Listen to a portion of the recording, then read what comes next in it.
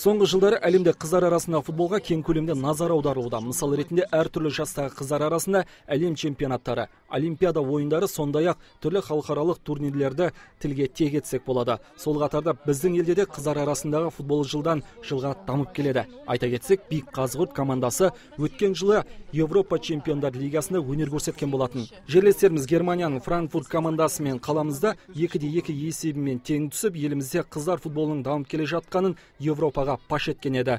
Осы жайттарға байланысты қалада да нәзік жандылар арасындағы футболға көп көңіл бөлінуде. 14 сәуір күні қаладағы нөмір 39 орта мектепте миллиондар ойынына дайындайтын қыздар сыныбы ашылды. Енді аталған мектептің 50-ге тарта бұрымдысы футболдың қыр-сырын меңгеруде. Демек, футбол сыныбының ашылуына нөмір 39 орта мектептің таңдалуы бекер емес. Себебі осы білім ошағында спортпен шұғылдануға барлық мүмкіндіктер жасалған. Білім бөлімімен қалалық футбол мектебінің қолдауымен ашылған осы футбол сыныбынан болашақта тәжірибелі футболшы шығуы мүмкін деген оймен 50-ге жуық жасөспірім таңдап алынған. Бұл мектептегі футбол сыныптарының ашылуы қыздардың арасында ең алғашқы рет деп айтар едім. Қалалық білім басқармасы мен бірлесіп жасалынып жатқан шаралар 2005-2006 жылғы қыздардың арасындағы футбол ашылған сыныптар. Бұл жаңағыда барлық біздің мектебіміздегі бастауыш сыныптардың 5 және 3 және 4 сыныптардың арасынан алынып отқан қыздардың жаңағыдай командасы болып есептелінеді. Бұдан алғаш бұл жаңа қыздардың командасын ашу немесе бұл алғаштан бірден келген ой емес. Бұл жаңағыдай командалар бізде футбольный мамандандырылған сыныптар ашылған. Ол сыныптар біздің мектебіміздің жаңа оқушылар құрамынан жаңағыдай ашылған сыныптар 8-ші Ж сынып оқушылары бар. Және де 6-ші Ж мамандандырылған футбольный жаңағыдай сыныптар бар. 9 жастағы Әсем Қаны жастайынан футболға көңіл бөлген. Тәжірибелі аяқдопшы болуды армандаған ол, футбол сыныбының ашылғаны өте қуанышты екенін жасырмады. Енді Әсем осы мектепте жаттығады. Менің мақсатым осы спортқа қатысқаным ұнайды. Маған спорттағы ең ұнайтын жүзу мен футбол ұнайды.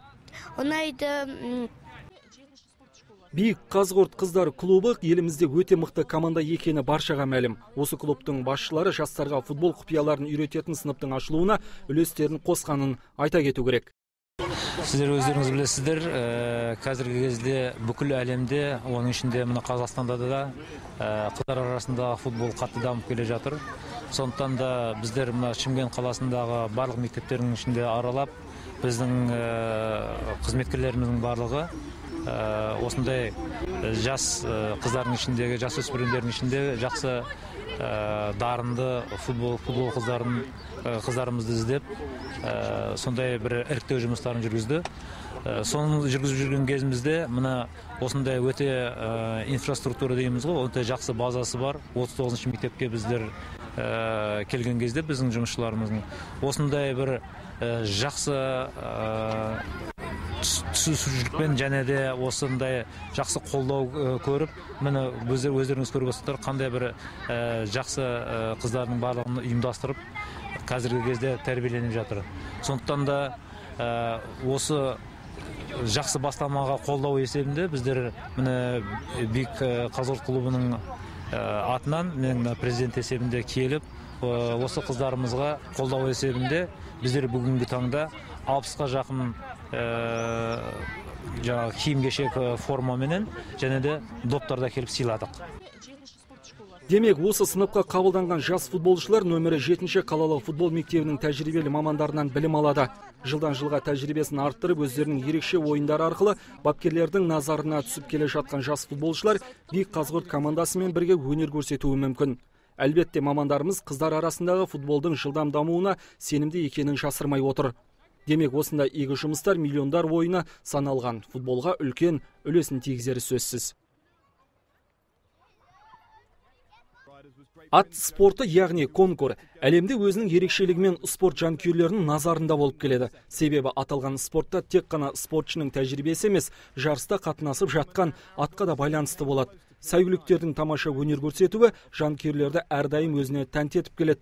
Түрлі тұқымдағы аттардың бағаналардан қатесі секіруде бір мәдениет саналады. Осы аталған спорт түріне соңғы жылдары елімізде көңіл бөлініп келе жатқаны қуаныш сыйлайды.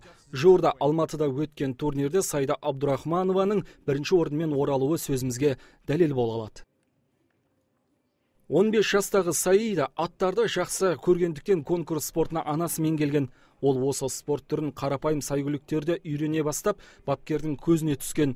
Жылдан жылға тәжірибесін пысықтап барған Саида халықаралық турнирге жолдама алып, бірінші орынмен оралды.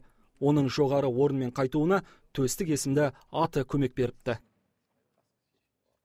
Бастапқыда әрине қорқыныш болды, бірақ кейінге үйреніп кеттім. Біріншіден бастап емес, бұл атты кейіннен берді маған. Басында кәдімгі қарапайым аттарға мініп жүрдім, үйрендім. Сосын барып, одан мықтыларын уақытпен береді. Ол болашақта Олимпиада ойындарына қатысып, ел намысын қорғамақ ниетте. Бапкерлерде Саиданың сенімді ақтап жатқанына өте қуанышты екенін жасырмайды. Бұл бүгінгі біздің қызымыздың жасөспірім арасындағы чемпион болуы үлкен жетістік. Себебі бұл спорт түрі оңтүстікте кенже қалған. Мұнда біздің әкімшілік тарапынан жаттықтырушылардың арасындағы үлкен байланыс пен қатынастың арқасында, көп еңбектің арқасында болған жетістік. Ол енді естігеннен бәріміз қуандық, қуанышымызға шек жоқ. Себебі тағы да айтып, бұл кенже қалған спорттағы біздің қызымыздың өте жоғары деңгейдегі көрсеткен жетістігі. Бұл сайгүлік негізі Қазақстан Республикасында көптеген жарыстарда өз өнер көрсетіп жүрген өнер шыңына жеткен жылқылардың бірі. Бұл Алматы қаласындағы сөйді жеке меншік, жеке бапкердің сайгүлігі тұғын. Соны енді бір сәт түсіп, өзіміз осы өшедегі демеуші атбегі жігіттер алып, соны бізге тарту еткен. Сол жылқымен осы біраз айлар еңбек етіп, қызымыздың жетістікке жетіп жатыр. Саида Абдрахманова алдағы қиыншылықтарға қарамастан еңбек етіп, жоғарыда айтқанымызда әлемдегі ірі турнирлерде өзінің нағыз спортшы екенін баршаға паш етуде. Ол соңғы турнирлерде өзі сабырлы деп санайтын Төстік атымен баршаны артта қалдырып келеді.